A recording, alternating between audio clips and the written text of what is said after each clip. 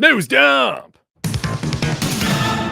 Kitty got claws, man. Meow.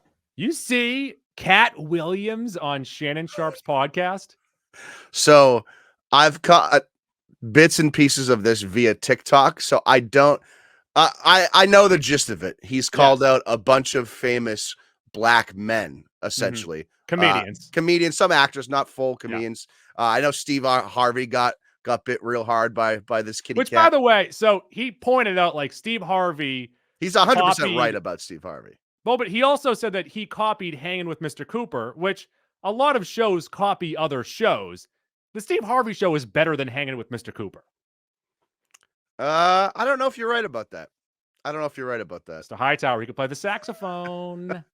But he brings up a good point how Steve Harvey's not very self-aware in that Steve Harvey likes to pretend it was his choice he disappeared for 10 years during the 2000s.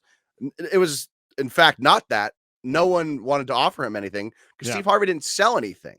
And even if you consider like at the end of the 90s, we liked the Steve Harvey show, but like no one's given you anything based off of that. And that's exactly what happened. And then I think this does reek a little bit of Katt Williams. Seems like he was good friends with Bernie Mac. And it seems like Steve Hightower capitalized on Bernie Mac's death and filling that. Steve Hightower, the running back for the Cardinals? Yes. Steve Harvey.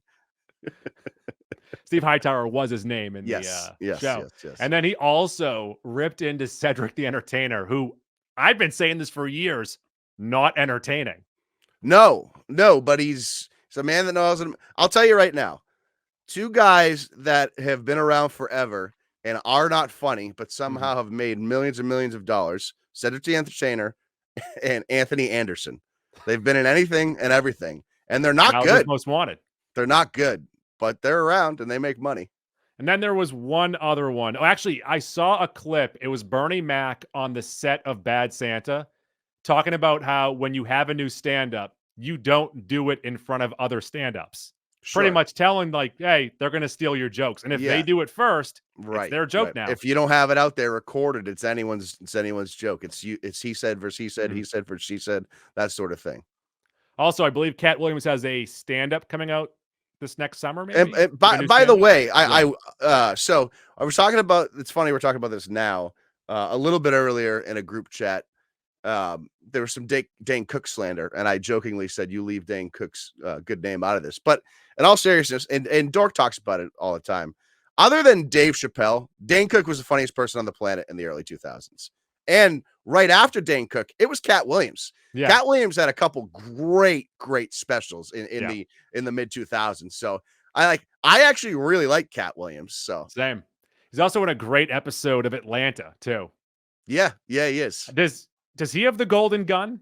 Because I know he has the alligator in the house. Oh, now you would know more. And then Ern took the golden gun from him, I think. Yeah, you might be right. Yeah, I think you're right about that. So, meow. News done. I can tell you right now, Mac, I hate Steamboat Willie. I don't know. I have seen one thing on my timeline about Steamboat Willie, and it was because you retweeted it. It's been 8 days. No one's talking about this. Stop. I don't know what corner of the internet you're on. I haven't seen shit about Steamboat Willie. Like, obviously, I love steamboats. That's one of your passions. So, like, now it's just coming at me hard and fast. Sure. No, I am... The Reddit, Steamboat Reddit is going nuts. I am just overwhelmed with hatred for... Now, like, first off, people not understanding, like, what the copyright thing is. Like, I've seen TikToks and Reels being like, anyone can do whatever they want with Mickey Mouse now. No, they can't. If Mickey has pupils or he has white gloves on, you can't touch that one. It has to be very specific to Steamboat Willie. The one from, 1928? Well, it's got to be 24, right? Because it's 100 years, or no? I think it's 95. 95. And actually, this came up on copyright, I think, twice already. And Disney did some workarounds, and now it is what it is. But we are getting all these horror things. We're not getting all these horror things. We're getting 4 horror things. What are you talking? All right, so maybe you're right about that, but there's no market for this goo. I think this is going to die pretty quickly. But once again, as I pointed out in our award-winning award show, so if you haven't listened to that yet, I am here to throw this right back at your face. The Disney company made all of their money off of public domain properties. Yeah, Why not 100%. try and do the same thing here? Yeah, so then why are you upset about this? I don't want the horror stuff. All this like the stupid like Well, headline grabbing so yellow journalism. okay, but you have to admit these are getting made because for the last 95 years, it's the one thing Disney wouldn't do with their characters. No, they're getting made because they're cheap and easy to make. That's part of it as well, but also we haven't that's why Blood and Honey got made, because no one saw Winnie the Pooh in a horror setting before. Once again, Superman is public domain in 2033. I think that there could be a rad movie with no studio interference for Superman. Yeah, there's certainly potential for that. I think we'll be so far, and we already are so far down the comic book movie path that I actually don't think there'll be a big appetite for it. And also, over the past like 5-ish years, we've pretty much gotten Superman stories like, what if Superman's bad? With Homelander, I really Omni-Man. enjoyed. What was it? Brightburn. Brightburn. But Produced those by are 3 Kingpin. properties where Yeah. they're Superman, but they're not Superman. Yeah, they're knockoffs, essentially. Also, Batman, public domain in 2035. Give me a Batman horror movie. You've been clamoring for it for what, 8 I years want now? it to be from the perspective of the bad guy. Now, I don't think that you can use any of his rogues gallery, but you can use the character of Batman as someone that is stalking his prey. So what you're clamoring for, Yes. calling for here, would be a great short. A whole movie I don't think works like that. I want a 3.5-hour movie. Directed by Martin Where you Scorsese. just never see Batman? I want a 97-year-old Martin Scorsese to make this dark, shadowy Batman movie where you really don't even see Batman, but you can say his name as much as you want. And De Niro's playing him de-aged. News up. Honestly, stop with the horror. Oh, we got Golden Globes tonight. As we are speaking right now, you're listening to this on Tuesday morning, so it was 2 nights ago, but Mac has it here on the rundown, so have at it. Yeah, while I was waiting for Goo to figure his deal out, I tossed on the Globes, caught there. What I like about the Globes compared to the Academy Awards, it's a lot of no nonsense. It's award, they take a couple minutes, award, it's pretty fucking quick. So the first hour of the Globes go, I just want to recap real quick for you, see if you have any thoughts on here. First of all, Joe Coy was hosting. He was okay. I'm not a Joe Coy guy, but he's relatively inoffensive. I've already said this on the show before. I think I saw Joe Coy live, and it was right after his most recent stand-up came out. And he went up there. It was a week after. He went up there, didn't tell any of the same jokes, and just bullshitted for like an hour and a half, and it was great. Yeah, that's impressive. Yeah. The one thing I didn't like is he made a Taylor Swift joke. She was in the room and immediately apologized for it. I hate that. Like, come on, just make. He's a nice guy. Are you rooting or cheering for anyone or any movie coming this award season, Goo? Or are you just kind of, you don't care at all? I don't really care. Our awards were last week, and I believe that the Hero of the Year award went to the guy who made the Nike sneaker. Okay, winners at the top of the show. Best Supporting Actress went to Divine Joy Randolph from The Holdovers. She was the cook there, which I thought was pretty good. So she's got the inside track on the Academy Award now, I think. Best Supporting Actor went to RDJ for Oppenheimer. Yeah. You know, I'm accepting I love Robert Downey Jr. I didn't love that performance, but it seems like. Has he won an Oscar? I know he was nominated. He's been nominated. I don't think never he has a win. Yeah, I don't think he has. This might be a Lifetime Achievement Award. Then. Yeah, I think part of it is playing that, and it's a role he hasn't played in a while. He's usually playing good guys lately. Best actress in a limited series, Goo, went to Ali Wong for Beef. Oh, best actor in a limited series, Stephen Yeun for Beef. I thought that was nice really good in Beef. Yeah, Beef was one of the more underrated things from the year, so much so that I fucking forgot about it. Like, it came out in maybe March or April. Mm-hmm. I watched it, really enjoyed it, and I don't know if there's going to be a season 2 or not, but it was a very good season of television. Which is crazy for Mac to admit, because he always tells me he prefers chicken. Really, really fucking crushed that joke, Goo. Was that joke better or worse than anything that Joe Coy said? On par. Pretty much on par. Okay, so he's doing a great job then. Best screenplay, Goo. They don't do adapted and original. They just do best screenplay. Okay. Went to the duo for Anatomy of a Fall, which is a movie I've been talking about for a couple weeks now. A movie I still haven't seen, so I got to stop fucking around and get and get to that. Some people are calling it the best movie of the year, so that's another reason to watch it. Best actor in a comedy musical, television-wise, went to Jeremy Allen White from The Bear. That's back-to-back wins for him. I don't really care for that show, but he is great in it. First time ever, and this is right after I stopped watching, Jim Gaffigan presented the award for best stand-up. This is the first time they're doing it, first year they're doing it. All of the nominees were bullshit. They weren't the best stand-ups of the year. You know what it reminds me of? Sorry, go ahead. Ricky Gervais was nominated and did win. So first ever winner for best stand-up. So what it reminds me of is the Grammys, like I think late 80s, maybe mid 80s, started doing a category for like best rock or best metal or something like that. And they had Metallica, AC/DC, all these, big names, and Jethro Tull won. Amy Schumer and Chris Rock were nominated for their specials this year. I didn't see Schumer's. Chris Rock's stunk. It wasn't funny. By the way, you couldn't see it, but I was doing the Ian Anderson leg thing. Wow, cool. Really cool. We're all Tull heads over here, guys. So I guess biggest takeaway, from the Globes so far is Anatomy of a Fall. Mm-hmm. I think that changes their odds for Best Picture. Now, I still think Oppenheimer's going to win that, but once you win a major award like that, it starts changing the odds. But I'm most happy for Divine Joy Randolph for The Holdovers, and The Holdovers getting recognition there. That's pretty good. Speaking of awards, news dump. Tim Robinson. Nabs won. 2, really.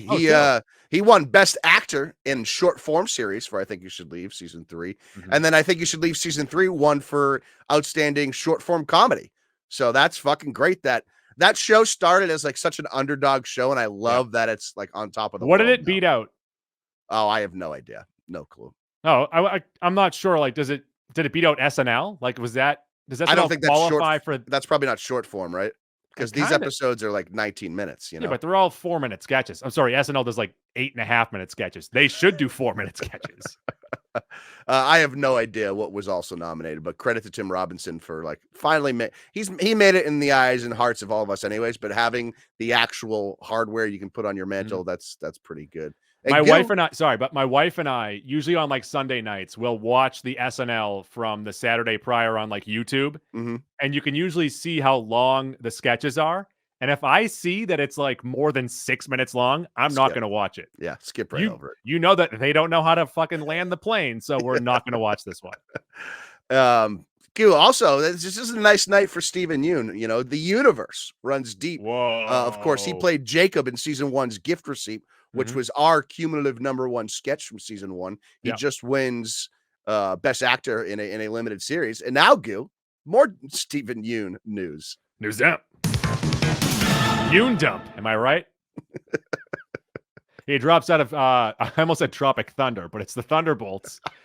And this is via Variety. He said it was a scheduling problem, but he still wants to star in an MCU movie. I have some ideas, but I'll keep it close to my chest. And we got Invincible Season 2, Part 2 coming out pretty soon. So that's another Steven Universe. There's also a show called Steven Universe now that I'm talking about it. Is it really? Adult Swim. Yeah. That's got nothing to do with him, though. No. I like Steven Yeun. I didn't realize how much I like Steven Yeun, I guess, until right now. He's in a lot of things that I like and I have liked. So credit to him. I am all in on him coming into the MCU. He was in Up, right? Not Up. Yeah, he played the young Asian boy Russell. The UFO is a pair of pants. Chris Pratt? No, it was My Dad's a Pair of Pants. I know what you're talking about. Oh. What is it? No, it's with you're just mixing up movies left and right here. I know it's the Jordan Peele, the aliens are a big camera. Yes.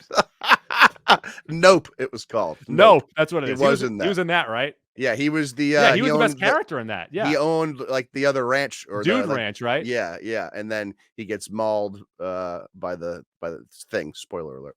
Yeah, and he talks about Chris Kattan as Mr. Peepers or something, or that they did an SNL sketch that made fun of it. Yes, yes. But yeah, he's great. He's great. News dump.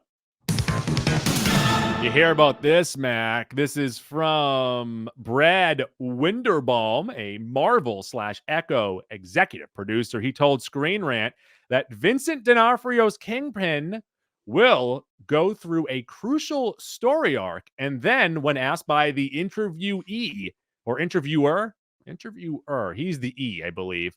Will he be Thanos of a street level in the MCU? And he shook his head and said, why, yes, he will. So this is kind of dumb because you just shouldn't compare anything to Thanos. I don't care if you're even calling it street level Thanos because it does make him a poor man's Thanos, which is not necessarily But that's a what good they thing. did with Kang, though, is they're like, this is the new Thanos. Just leave Thanos out of it. It's going to be tough for us to really gravitate to a street level villain, knowing how wide the universe is now. So you have to really make sure the shows that he's in, because he's probably not going to pop up on the big screen. Daredevil, maybe in the next Spider-Man?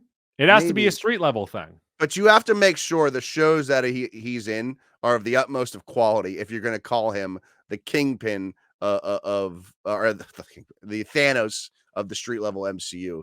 And based on what they've done show wise so far, it's really hard for me to believe that he's going to have that type of effect. I guess my question is, if he is the Thanos of the streets, who is the Thanos of the sheets? Who's fucking? Yeah. Who's a bad guy that loves fucking? I don't know. That's what I'm asking. Loki kind of did, right? Yeah, but he's too good now. He's too good. And he likes fucking himself, I think. So that's a good point. I would like one of the MCU EPs just to come out and be like, that's the Thanos of the sheets. And then we're like, yeah, I get it. Yeah. Speaking of Echo news dump, we are going to get a long ass fight. This happens in episode 1 where Echo, Maya, she'll fight Daredevil for 6 minutes. And if you're listening to this, you might have watched this already. I think this comes out on Goose Day as well. All 5 episodes of Echo. And this is encouraging. It's encouraging if they're going to like really dive into this type of shit because none of us, and let me be very clear, none of us, not a one person on this planet gives a fuck about Echo. So the show or the character? The character. We need to see stuff in this show that we recognize and want to see in the future.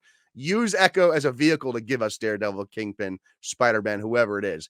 We do not care about Echo. Because while I love the storylines and the acting of the Netflix Daredevil show, what pulled everyone in was the hallway scene in season 1. That's when everyone's like, you know what? The quality of the combat. This is great. Yeah. The quality of the combat, the fight choreography. Yes, you can say kind of rips off Old Boy with the hallway scene, but it's that great fake one-shot type of thing. And then in season 2, they one-up it with that stairwell scene. Yeah, and this also plays into the Kingpin point too.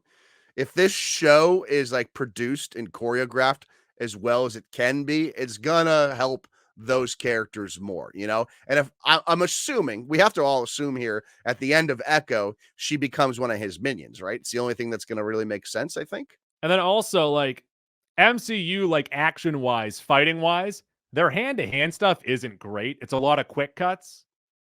So let's see if they can make it look a little bit better. Make it look like John Wick. Very simple. Yeah, and there's here's how the Kingpin thing will work. He starts to build his cast of cronies, right? Like we saw in the Spider-Man animated series, and he's got 4, 5, 6 guys he always relies on. But more importantly, Fisk Tower we see in the Spider-Man series. One of the rumors on the internet is he's the person that buys Avengers Tower. Now, if that happens, now I am more intrigued as to how Fisk plays into everything. Because aren't the Osborns supposed to buy it or something? I think they're not in the universe yet. So I think maybe that's where we get an Osborn connection down the line, is something with Avengers Tower and Fisk and Osborn. It'd be sick if one of the episodes of Echo is just going through all of like the paperwork and stuff. Yeah, maybe that's how they do it too. Maybe they just cut Fisk out entirely, and maybe the next Spider-Man movie you see Osborn in the tower and whatnot. But that's again just an internet rumor that I enjoy. I like that. What? I can't believe it's Iron Man wrote the Sokovia Accords. Yeah, that's the other thing too. I wonder if he's coming back and playing it as sheepishly as he played it. Play it as breathy. That's my favorite part of it. He was fine in what was the Haley Steinfeld series? He wasn't. He Hawkeye. was so he wasn't. he didn't feel right. He didn't feel like the right character He again. was fine, but I don't think you could play the same character. It's why they changed Daredevil. Vanessa, I need an omelet. A little Because again, sprinkle of cheese. that uber seriousness is ultimately why I think they got cut out of the MCU, because it didn't fit tonally. So there has to be a medium there somewhere. You don't get it. News dump. Jake Johnson was speaking to comicbook.com, I think. And when asked about playing a live action Spider-Man, of course, he has played Peter B. Parker in the 2 Spider-Verse movies. He said, if Phil Lord or Chris Miller texted me and said, hey, we think it'd be really cool and we would like you to be part of this, I'd be in. But if it's Sony that says that we have a really fun idea for you with a new director, I feel less excited about doing that.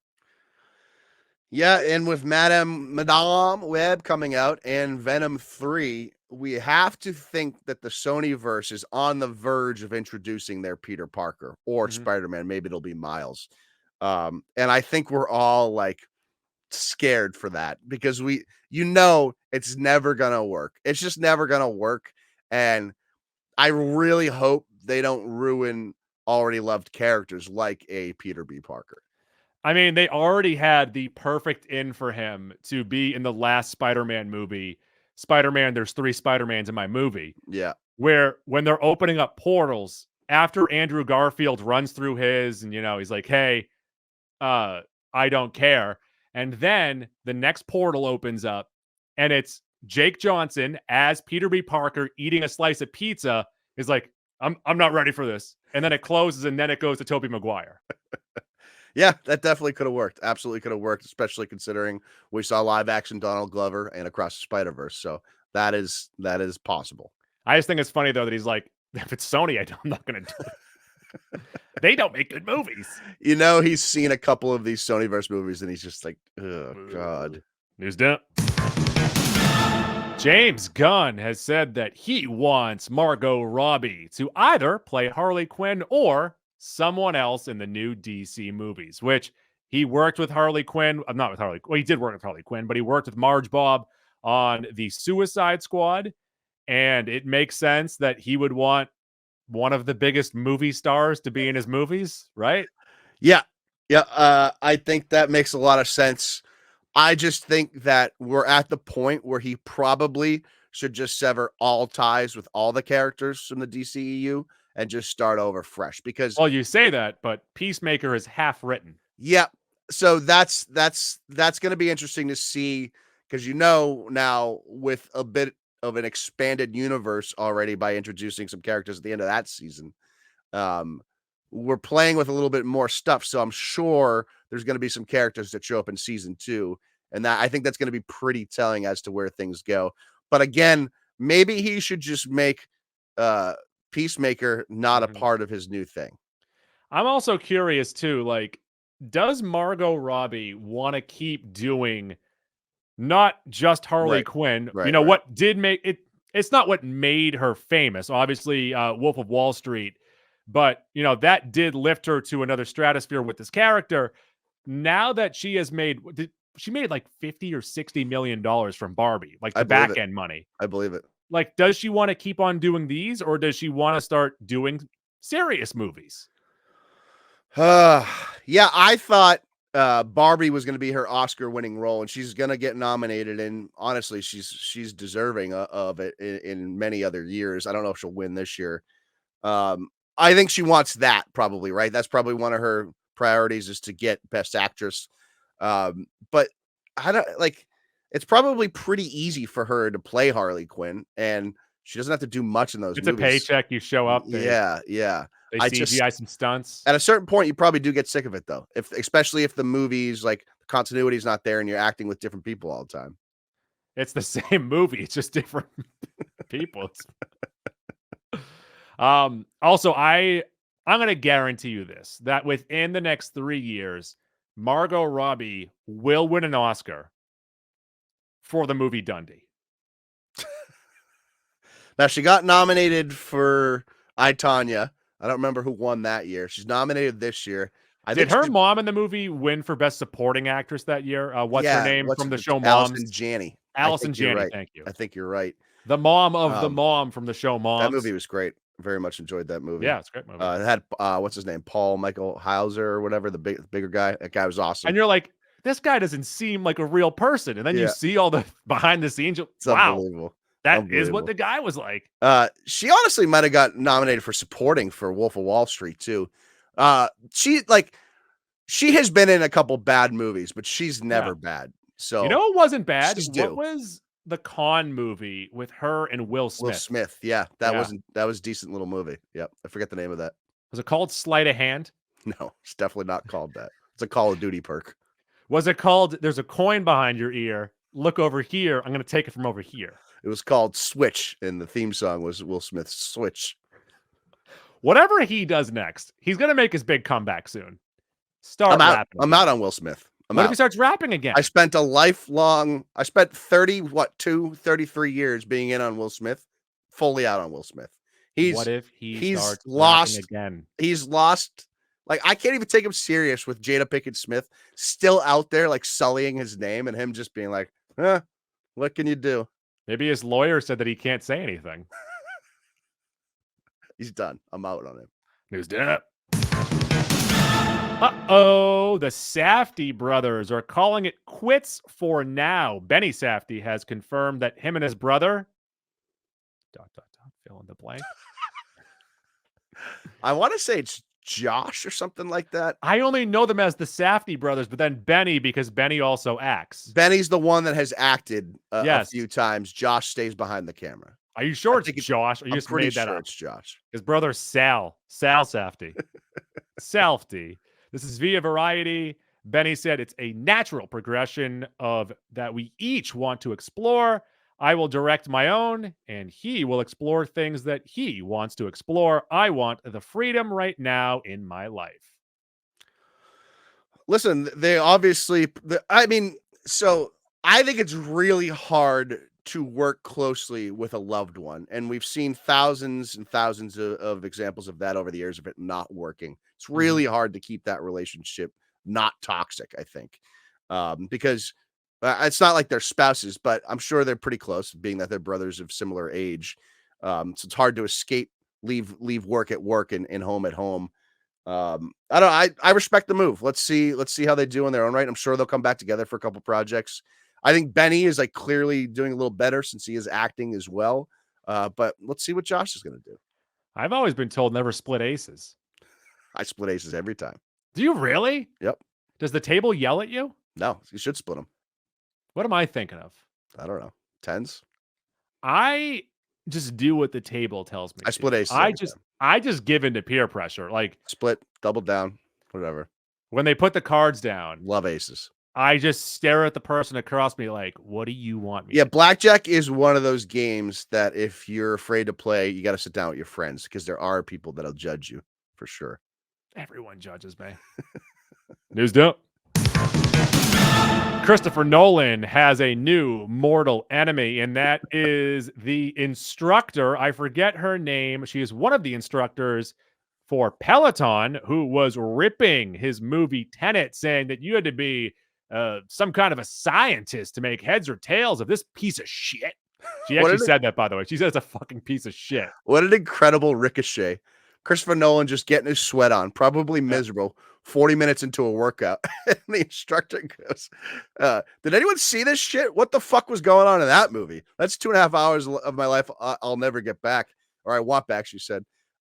She's not entirely wrong. Tenet's not a bad movie, but Tenet is a movie that maybe 5% of the audience that saw it understood immediately. The other 95% had to take to the internet and figure out what the fuck happened there at the end. And I will say, once it was explained to me, I was like, oh, that's cool. However, I did not get that at all, not even an inkling of it while I was watching the movie.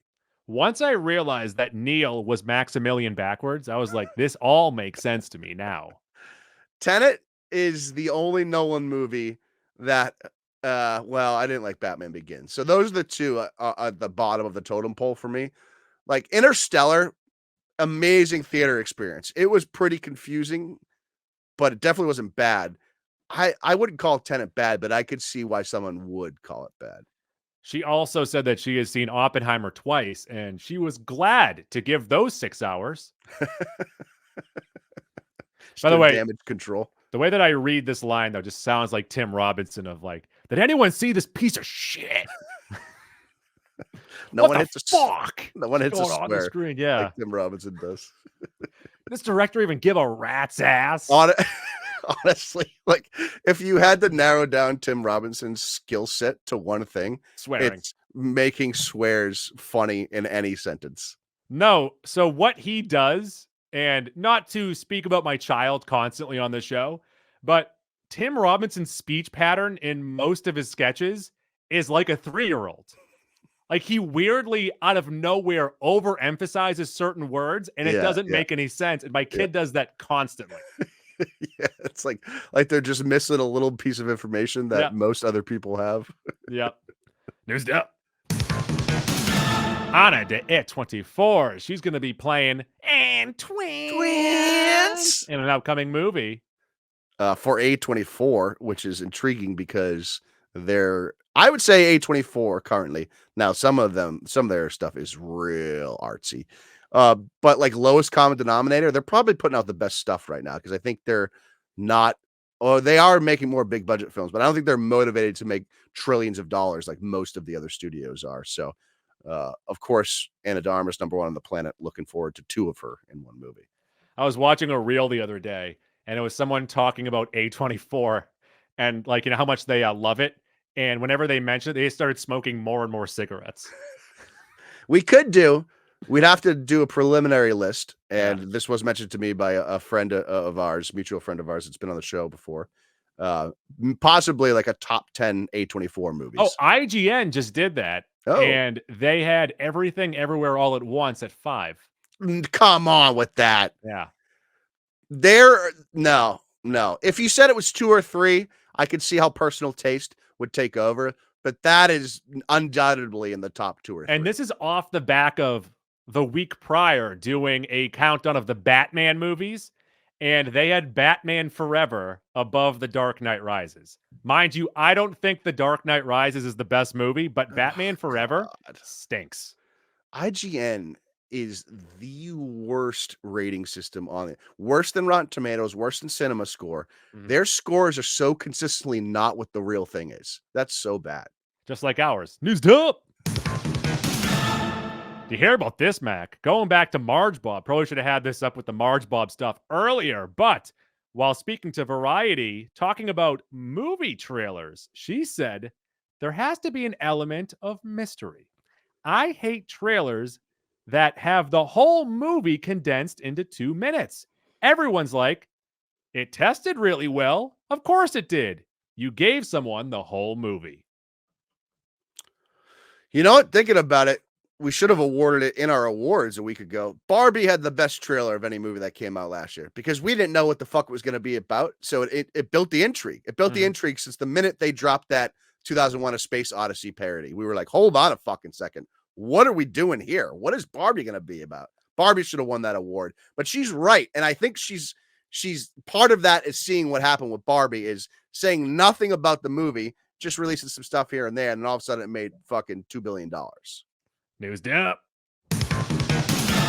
See this, you hear about this. Jack Black, off of the back and the popularity of movies like Mario or Jumanji, he is now trying to get into the craze by joining Minecraft.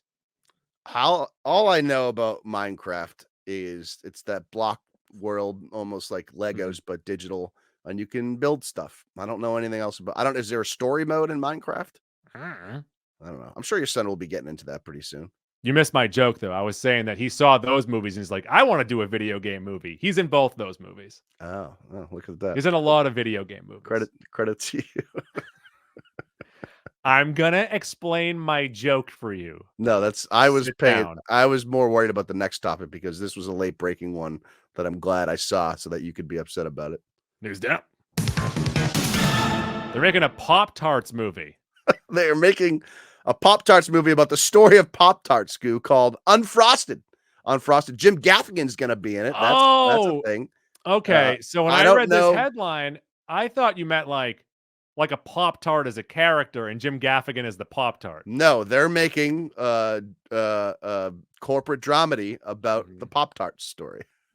I ate Pop-Tarts raw. Oh, I think most of us do. No one has time to toast a Pop-Tart. What's your favorite Pop-Tart? Strawberry. Yeah, same. That's the best. It's the easiest one. I like the blue ones too. Blue ones are pretty good.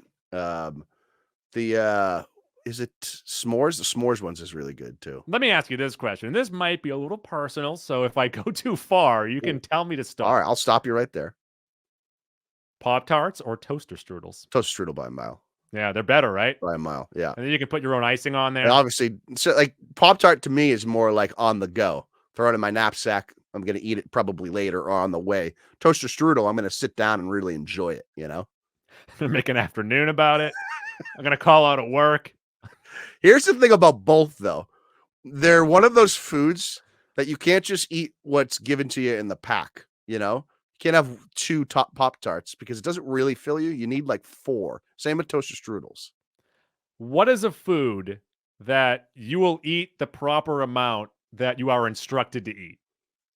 Oh, that's a great question. Like on a regular basis? Yeah, like when on the back of the box or something, it says recommended Oh, amount. no, you can't go by serving size because there's always usually more serving sizes in a bag. You know, I don't know why it just popped into my head, but you know, it's sort of more a bang for buck thing.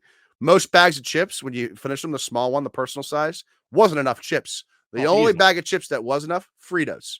When I finish a bag of Fritos, I feel satisfied. I don't feel like I need more Fritos. Because your body is just filled with salt now. No, because there's like 8,000 Fritos in a bag as opposed to 7 fucking sour cream and onion chips. Oof. It's a good question posed by you. Yeah. It is Thank you. Question. Thank you. News dump. And then finally, you have told me here in the notes, and I did not put it on the headlines, but Letterboxd will be adding TV shows. I'm going to personally hold myself accountable. Here's my New Year's resolution. I found it 2 weeks in, Goo. Better systematically ranking and keeping track of the television shows I watched this year. Because last year, I didn't keep track at all. I used to, and then you stopped watching television altogether. So then I stopped caring. Stop blaming me. Stop. But I want you, and Letterboxd does help you like track stuff and help you remember stuff. Letterboxd is the best thing that's ever happened. Great to app. Show. Great app. And you know what? It was our listener, Sam Libby, that turned us on to it. And I'm forever thankful for him introducing us to that app. I'm going to marry him. All right. Check us out at the end of the week. Maybe we'll do Aquaman. Maybe we won't. Are you seeing Barbie tomorrow night? Barbie? Mean Girls? Pink. I was thinking Pink. Yeah, Pink on the brain. It's like, Must be Pink. I'm always thinking Pink. Always thinking Pink. Are you going to see Mean Girls tomorrow night? I think it's on Tuesday, isn't it? Oh, yeah. Today's Sunday. What is happening to you? I'm all hopped up on the queue, Goo. I'm sorry. Oh, my God. Sorry, guys. We just did a 3-hour podcast, so Mac's starting to fall apart. Maybe Aquaman at the end of the week with Mean Girls and what's another movie we were going to talk about? Oh, Holdovers, maybe. Maybe. It's a bunch of maybes. Yeah. I'm going to see Anatomy of the Fall this week, too. Oh, nice. So check us out then. Maybe Ironclaw. Maybe. News dump.